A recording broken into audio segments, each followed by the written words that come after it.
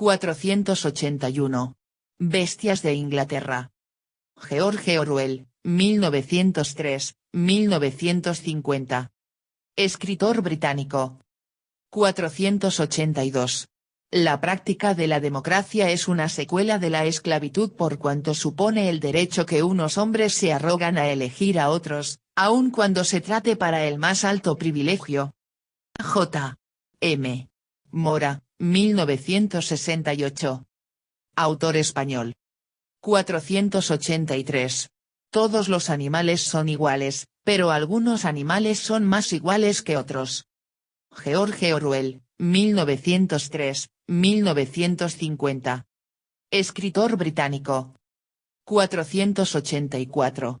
Dos veces ha brotado la forma democrática a lo largo de la historia, la primera en la antigua Grecia, la segunda en Estados Unidos. En ambos casos se trataba de sociedades esclavistas. J. M.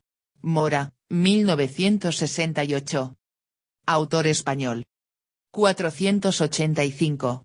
Por estas causas fueron en aquel tiempo turbados los estados y gobiernos de las ciudades de Grecia con sediciones y discordias civiles, pues sabido que en un lugar se había hecho alguna demasía o insolencia por unos, otros se disponían a otra mucho peor, o por hacer alguna cosa de nuevo, o por mostrarse más diligentes e ingeniosos que los primeros, o más osados y atrevidos para vengarse, y todos estos males se excusaban nombrándolos con nuevos e impropios nombres, porque a la temeridad y osadía llamaban magnanimidad y esfuerzo, de manera que los temerarios y atrevidos eran tenidos por amigos y por defensores de los amigos, a la tardanza e madurez llamaban temor honesto, y a la templanza, modestia, cobardía y pusilanimidad encubierta, la ira e indignación arrebatada, nombraban la osadía varonil, la consulta, prudencia y consejo, pereza y flojedad. El que se mostraba más furioso y arrebatado para emprender la cosa, era tenido por más fiel amigo, y el que la contradecía por sospechoso. El que llevaba a ejecución sus tramas y asechanzas, era reputado por sabio y astuto, y mucho más aquel que prevenía las de su amigo, o conseguía que ninguno se apartase de su bando ni tuviese temor a los contrarios.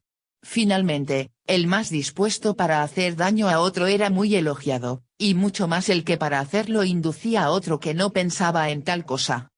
Esta formación de bandos era mayor entre extraños que entre parientes y deudos, porque aquellos estaban más dispuestos a cualquier empresa sin excusa alguna, y porque estas juntas y concejos no se hacían por la autoridad de las leyes ni por el bien de la república, sino por codicia y contra todo derecho y razón. La fe y lealtad que se guardaba entre ellos no era por ley divina y religión que tuviesen, sino por mantener este crimen en la república y tener compañeros de sus delitos. Si alguno de bando contrario decía una razón buena, no la querían aceptar como tal, ni como de ánimo noble y generoso, si no les parecía que redundara en su provecho.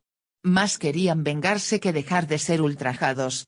Si hacían algún concierto con juramento solemne, duraba hasta tanto que una de las partes fuese más poderosa que la otra, pero la primera ocasión la aprovechaba por ser la más segura y porque le parecía gran prudencia vencer al otro por astucia y malicia, y también porque es cosa cierta que antes los malos, cuyo número es infinito, son llamados industriosos que los inocentes y sencillos buenos, y comúnmente los hombres se afrentan de ser tenidos por simples e inocentes, y se glorifican de que les llamen malos y atrevidos. Todo esto nace de la codicia de honras, que enciende el fuego de las parcialidades, porque los que eran cabeza de bandos en las ciudades daban color honesto a su partido, los que favorecían al común, que llaman democracia, defendían que todos fuesen iguales en la república, y los del partido de los grandes, que llaman aristocracia, decían que era justo que los más buenos y principales rigiesen y fuesen preferidos a los menores. Cada cual, pues, contendía por favorecer a la república de palabra, mas en la obra todo el fin de su debate y contienda era inventar unos males contra otros, por fuerza o por manera de venganza y castigo, no mirando al bien común ni a la justicia, sino al deleite y placer de ver los unos el mal de los otros, ora fuesen injustamente condenados, ora violentamente oprimidos. Tucídides, 460 a.C., 395 a.C. Historiador griego. 486. La guerra es la paz, la libertad es la esclavitud, la ignorancia es la fuerza. George Orwell, 1903, 1950. Escritor británico.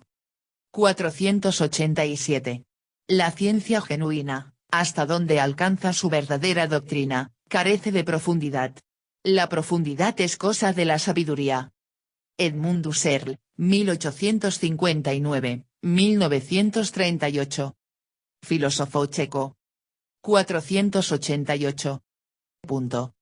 Y en efecto, la democracia ateniense del siglo V a.C., entendida hoy día como modelo de democracia por historiadores y politólogos, mantuvo su esplendor a base de la guerra y la política imperialista sobre las demás ciudades de la Liga de Delos, hasta que Esparta, no menos democrática que Atenas, a juicio de Platón y Aristóteles, viendo que el dominio ateniense del Istmo de Corinto ahogaba las relaciones comerciales del resto, se levantó al frente de la Liga del Peloponeso y derrotó el poderío ateniense. José Manuel Rodríguez Pardo, 2018. Profesor español. 489. Winston dejó caer los brazos de sus costados y volvió a llenar de aire sus pulmones. Su mente se deslizó por el laberíntico mundo del doble pensar. Saber y no saber, hallarse consciente de lo que es realmente verdad mientras se dicen mentiras cuidadosamente elaboradas, sostener simultáneamente dos opiniones sabiendo que son contradictorias y creer sin embargo en ambas, emplear la lógica contra la lógica, repudiar la moralidad mientras se recurre a ella, creer que la democracia es imposible y que el partido es el guardián de la democracia, olvidar cuanto fuera necesario olvidar y, no obstante, recurrir a ello, volverlo a traer a la memoria en cuanto se necesitara y luego olvidarlo de nuevo, y, sobre todo, aplicar el mismo proceso al procedimiento mismo. Esta era la más refinada sutileza del sistema, inducir conscientemente a la inconsciencia, y luego hacerse inconsciente para no reconocer que se había realizado un acto de autosugestión. Incluso comprender la palabra doble pensar implicaba el uso de doble pensar. George Orwell, 1903, 1950. Escritor británico. 490. Toda ontología, por rico que sea y bien remachado que esté el sistema de categorías de que disponga, resulta en el fondo ciega y una desviación de su mira más peculiar, si antes no ha aclarado suficientemente el sentido del ser, por no haber concebido el aclararlo como su problema fundamental. Martin Heidegger, 1889, 1976. Filósofo alemán. 76.